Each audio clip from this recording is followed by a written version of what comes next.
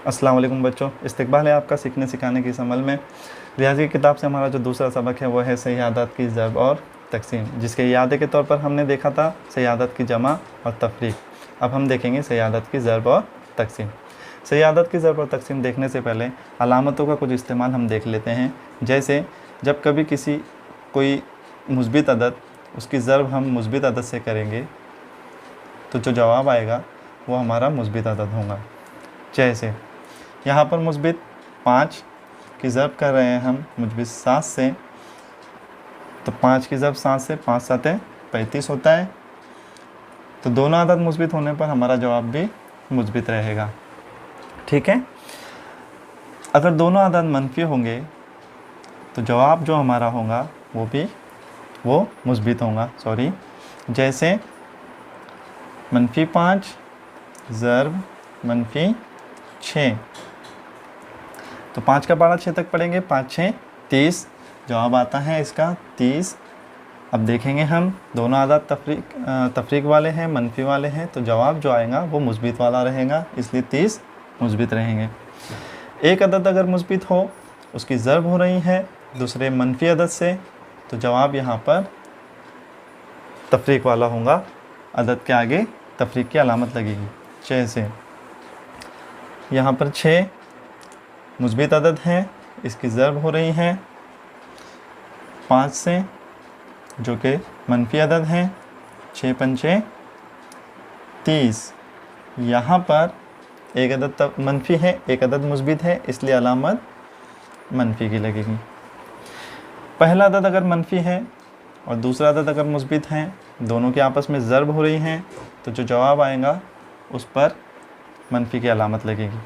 जैसे -4 ज़रब 2 यहाँ पर मुस्बित अदद है, 4 यहाँ पर मनफी अदद है।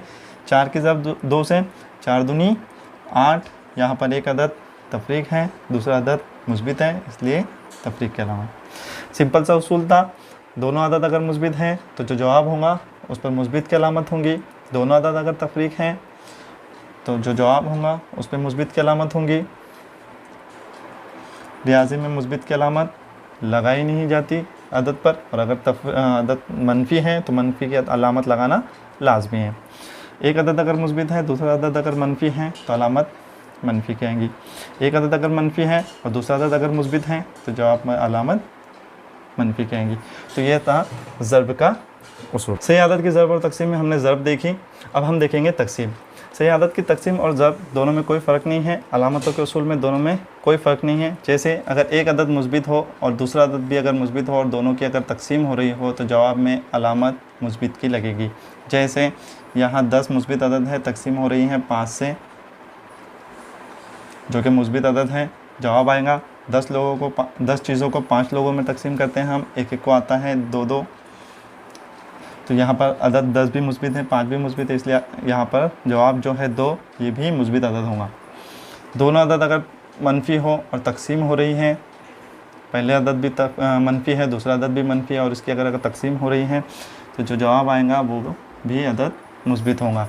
जैसे -16 तकसीम -8।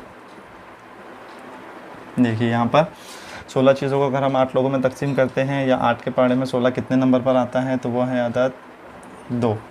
यहाँ पर दोनों अदद मनफी है, इसलिए अदद 2 भी मुस्बित अदद रहेगा, यहाँ पर मुस्बित की अलामत होंगी।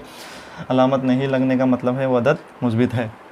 अगर एक अदद मुस्बित है और उसकी तकसीम हो रही है दूसरे अदद से जो कि मनफी हैं, तो अलामत यहाँ पर मनफी की लगेगी।